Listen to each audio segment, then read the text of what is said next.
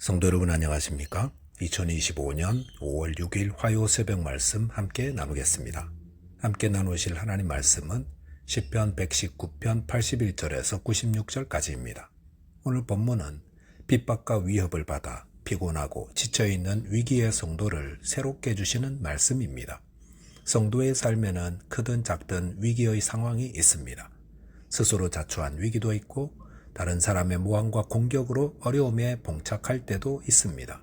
그런 상황에서 성도는 어떻게 그 모든 것들을 감당할 수 있겠습니까? 본문을 통해서 성도는 어떤 위기 상황에서도 인내하며 하나님께 기도해야 함과 말씀으로 고난을 이겨야 함에 대해서 묵상하겠습니다. 첫째 묵상할 내용은 인내하며 하나님께 기도해야 한다는 것입니다. 오늘 본문 시편 119편의 저자가 당하는 어려움과 그의 상황을 가장 잘 말해주는 것이 83절이라고 생각합니다. 83절에 보시면 내가 연기 속에 가죽 부대같이 되었으나 주의 율례를 잊지 아니하나이다 라고 하였습니다. 여기서 시인은 자신이 연기 속에 가죽 부대 같다고 하였습니다. 그의 원수들이 가죽 부대 같은 자신을 불 위에 매달아 놓고 연기로 그을리며 열기로 쪼그라들게 하고 있다는 것입니다. 이 얼마나 고통스러운 상황입니까? 불에 태워버리면 아예 깨끗하게 끝나는데 연기로 질식시키도록 두고두고 고통스럽게 만든다는 것입니다. 85절에 보시면 주의 법을 따르지 아니하는 교만한 자들이 나를 해하려고 웅덩이를 팠나이다라고 하였습니다. 그리고 86절 보시면 그들이 이유 없이 나를 핍박한다고 하였습니다. 원수는 함정을 파놓고 그곳에 나를 빠뜨리려 합니다. 왜 그러는지 아무 이유 없이 나를 핍박하고 있습니다. 그리고 87절에 보시면 그들이 나를 세상에서 거의 멸하였다고 하였습니다. 이렇게 은근히 사람을 메말라 죽게 하는 일 때문에 그는 거의 초죽음이 된 상태요 모든 의지를 다 잃어버렸습니다. 그런데 그런 가운데에 이 시인이 하지 않고 있는 것이 있습니다. 그것은 스스로 심판자가 되어 그들을 멸하겠다는 것 하지 않았습니다. 대신에 그는 하나님의 도움, 하나님이 자신을 구원하기까지 기다리고 또 기다린다 하였습니다. 이것이 오늘 우리가 고난과 핍박의 상황에서 기억해야 할 교훈입니다. 그것은 위기 상황에서 나를 위기로 몰아넣는 사람을 복수하거나 공격하지 말고 대신 인내하며 하나님께 기도해야 한다는 것입니다. 81절, 82절을 보시면 나의 영혼이 주의 구원을 사모하기에 피곤하오나 나는 주의 말씀을 바라나이다. 나의 말이 주께서 언제나 나를 안위하실까 하면서 내 눈이 주의 말씀을 바라기에 피곤하니이다 라고 하였습니다. 위기 상황과 고난의 상황에서 우리는 주의 구원을 기다리다가 혹 너무 늦게 오는 것 같다고 나 스스로 해결자가 되고 심판자가 되려는 적은 없었습니까? 다윗은 골리앗을 물리쳐 나라를 구하고 사울 왕에게 충성했지만 오히려 모함을 받아 도망자가 되어야 했습니다. 그는 얼마나 억울했겠습니까? 그런데 그럴 때에 다윗이 절대로 하지 않으려 했던 것이 있습니다. 그것은 스스로 원수를 갖고 위기 상황을 해결하려 했던 것입니다. 이것은 문제 앞에서 무기력하게 있으라는 것이 아닙니다. 대신 하나님의 말씀에 어긋나는 일들을 하지 않고 하나님의 도움을 구하라는 것입니다. 원수 갚는 것이 하나님께 있다고 말씀하십니다. 그러므로 성도 자신은 자신의 억울한 상황을 스스로 해결하기 위한 심판자가 되려 하지 말아야 합니다. 그리고 하나님의 구원을 바라며 기도해야 합니다. 기도하며 하나님의 응답을 기다려야 합니다. 시편 50편 15절에서는 환난 날에 나를 부르라 내가 너를 건지리니 내가 나를 영화롭게 하리로다 라고 하였습니다. 하나님은 주의 구원을 바라고 피하는 자를 건지시고 악에서 구원하시는 분입니다. 하나님은 선하시며 공의로우십니다.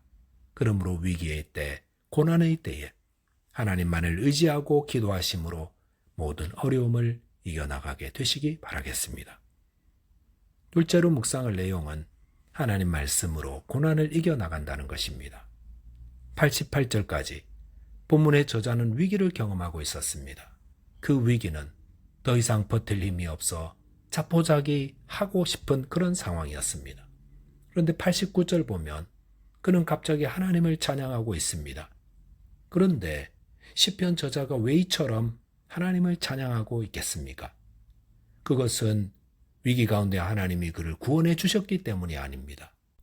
대신에 위기 가운데에 하나님의 말씀을 묵상하다가 하늘과 땅을 지으시고 그것을 붙드시는 분이 하나님이시라는 것을 깨달았기 때문입니다. 89절, 90절, 91절을 보시면 여호와여 주의 말씀은 영원히 하늘에 굳게 섰사오며 주의 성실하심은 대대에 이르나이다.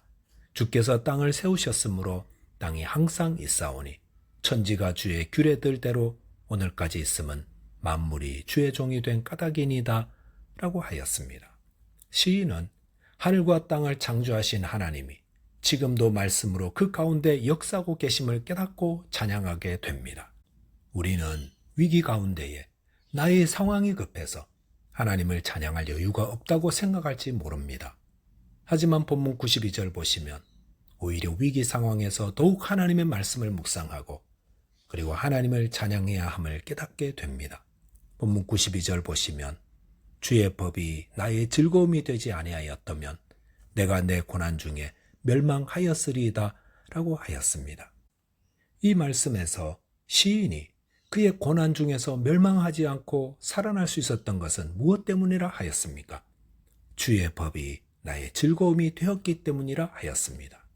즉 현재의 나의 고난과 위기 속에서 하나님의 말씀을 읽고 듣고 묵상하며 지킴으로 그 말씀을 통하여 오히려 그 어려운 상황에서도 절망하지 않고 살아날 수 있었다는 것입니다.